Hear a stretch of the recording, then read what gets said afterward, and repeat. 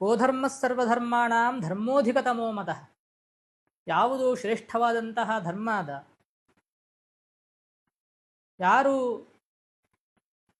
ಯಾವ ಒಂದು ಧರ್ಮವನ್ನು ಆಚರಣೆ ಮಾಡುವುದರಿಂದ ಮನುಷ್ಯನು ಸಂಸಾರ ಬಂಧನದಿಂದ ವಿಮುಕ್ತನಾಗ್ತಾನೆ ಅನ್ನುವಂಥ ಪ್ರಶ್ನೆಯನ್ನು ಆ ಧರ್ಮಾತ್ಮನಾದಂತಹ ಯುಧಿಷ್ಠಿರ ಭೀಷ್ಮಾಚಾರ್ಯರಿಗೆ ಪ್ರಶ್ನೆಯನ್ನು ಮಾಡ್ತಾನೆ.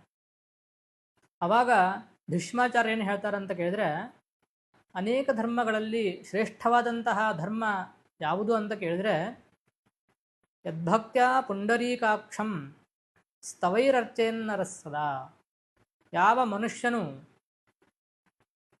ಶ್ರದ್ಧಾಭಕ್ತಿಗಳಿಂದ ಆ ಭಗವಂತನ ಸ್ತೋತ್ರವನ್ನು ಮಾಡ್ತಾನ, ಆ ಭಗವಂತನ ನಾಮಸ್ಮರಣೆಯನ್ನು ಮಾಡ್ತಾನ, ಅದೇ ಶ್ರೇಷ್ಠವಾದಂತಹ ಧರ್ಮ ಅಂತ ಹೇಳ್ತಾನೆ.